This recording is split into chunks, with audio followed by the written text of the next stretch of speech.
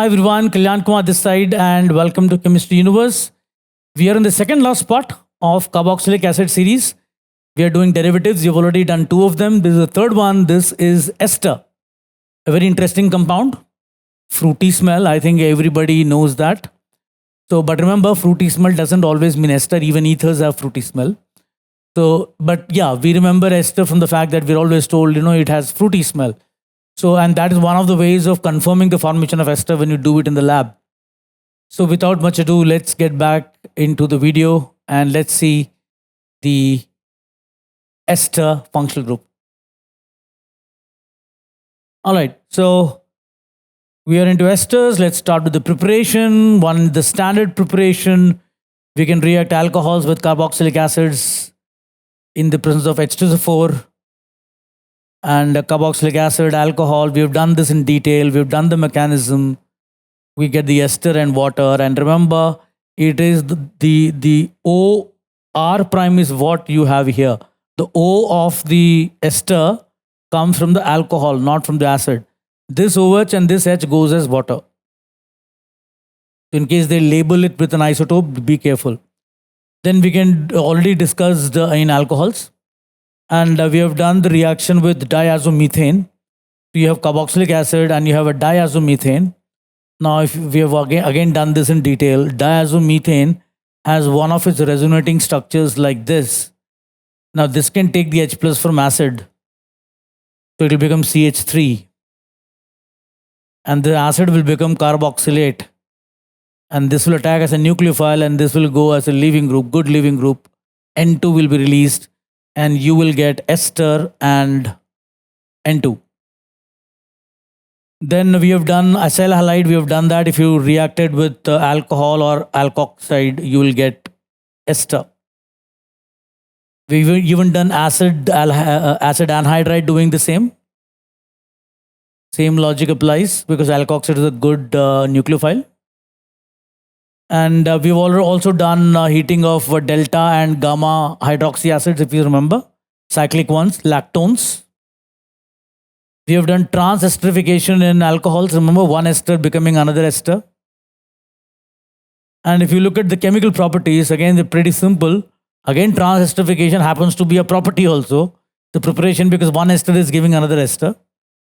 And then we can convert this into amide with ammonia. And you will get amide and alcohol. You can reduce it with LAH. Esters become alcohols, if you remember. Done all these reactions. Then we've done hydrolysis of esters both in acid medium and basic medium. In acidic medium, it is reversible because the same acid catalyzes the formation of ester also. Whereas in the basic medium, it is irreversible. You'll get a carboxylate ion and alcohol. And we've also done this. This is something which I wanted to do. Acetylene condensation.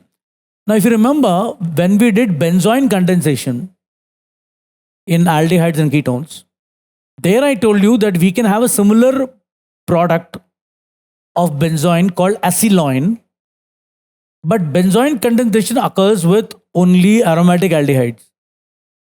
And you can get a similar product like benzoin for other aldehydes, but not being aldehyde, but converting them into acid derivative, like for example, ester. And here you will see what is known as acetylene condensation. Here the product is very similar to benzoin. What did you see in benzoin?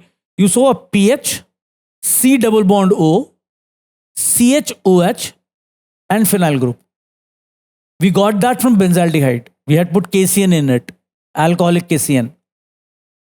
Now, if you want to do the similar product for any other anhydride or for any other aldehyde, it's not going to happen from the aldehyde part.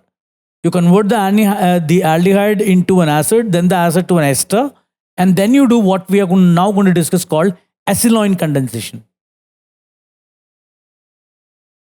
Okay, so you have ester, 2 molecules of ester. In the presence of sodium, ether, and H+, you will get this product, which is acetylene. So the way it happens is that you have sodium getting oxidized which is what we expect. And one of the electrons attacks this electrophilic carbon, and you will get an anion radical like this. Now, two such radicals meet. They meet at CC and they'll create a CC bond, and you get something like this. Now, both the O minuses come back and remove the alkoxide. You'll get a diketone.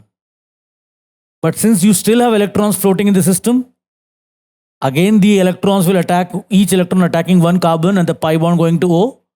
You'll again get two anion radicals. These two radicals will again meet together, and you will get this double bond happening. Then you have H plus, resulting in both forming OH. Now you can treat one of the OH and the C double bond C as a enol, and it will show tautomerism, and you will get this one, alpha hydroxy ketone. And then of course we have seen esters in Claisen ester condensation. We already discussed this in aldehydes and ketones.